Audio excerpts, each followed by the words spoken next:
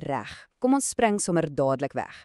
Vandag kyk ons na 'n plan, 'n bloudruk eintlik, wat die internet soos ons dit ken, heeltemal kan verander. Spesifiek vir die nuwe era van kunsmatige intelligensie wat besig is om aan te breek.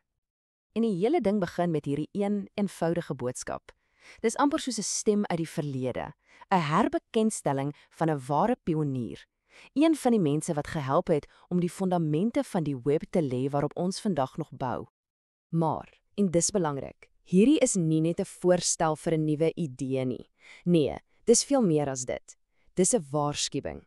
En dit kom van iemand wat heel aan die begin daar was, wat gesien het hoe alles aan mekaar gesit is. Hierdie wys dit eintlik perfek. Ons sien die volle sirkel hier. Die einste ou wat gehelp het met die internet se argitektuur in die 90's, is nou die een wat 'n splinternuwe fondament vir sy toekoms in die KI-era voorstel. Dis nogal iets.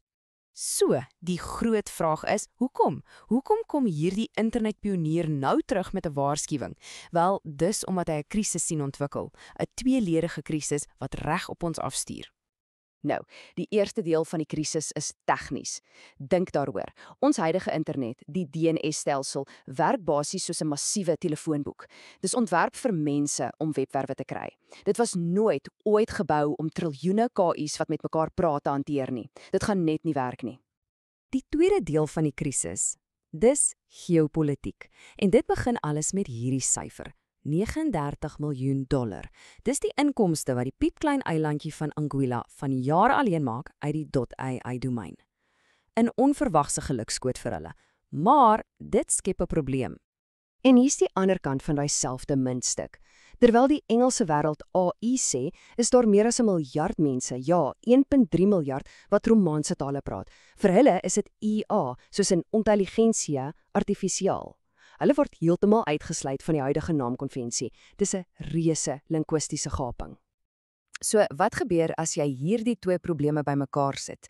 Jy kry wat ons noem 'n soewereine risiko. Dis 'n groot woord, maar die idee is eenvoudig. Dis soos om die hele wêreld se enigste fabriek wat sleutels maak, op een klein afgeleë eilandjie te plaas. As enigiets met daai eiland gebeur, is die hele wêreld se deure gesluit. Dis ongelooflik riskant. Hierdie sit dit regtig in perspektief.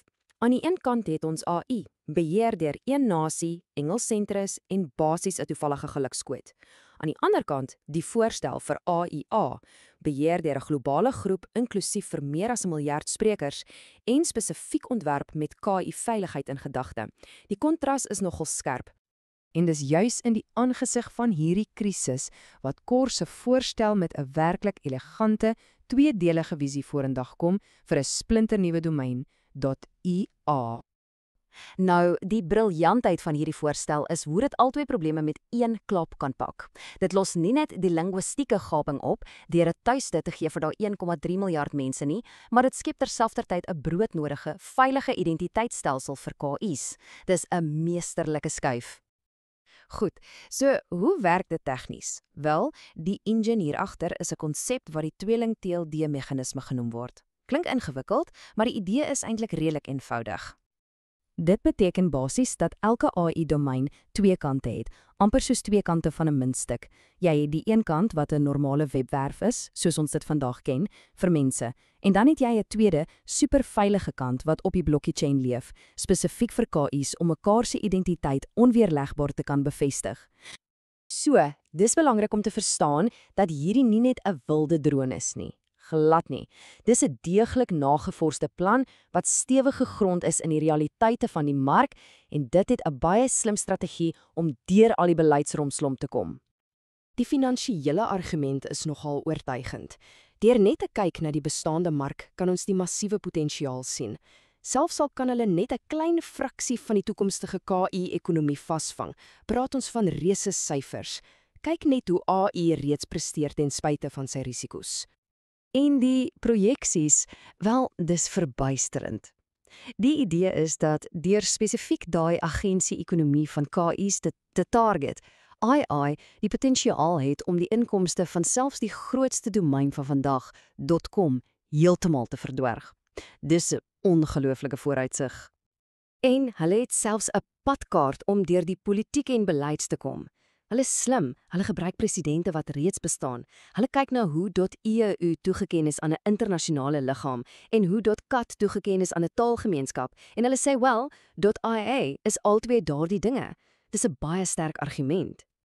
So, as jy alles bymekaar sit, die tegnologie, die geld, die beleid, kom dit alles eintlik neer op een enkele fundamentele vraag oor ons toekoms. Die kern van die saak is dit: die internet se hele wese is besig om voor ons oë te verander. Dit is besig om te verskuif van 'n netwerk gebou vir mense na 'n ekosisteem wat wemel van autonome KI-agente. En dit los ons met hierdie laaste, uitdagende gedagte. Wanneer KI's uiteindelik meer as mense aanlyn is en daardie dag kom, wie behoort dan hul identiteit te besit? Moet 'n globale tegnologiese voordeur per toeval aan 'n enkele klein nasie behoort? Of moet dit met opset, met 'n plan, deur die globale gemeenskap bestuur word vir die beswil van almal? Dis die vraag wat ons moet antwoord.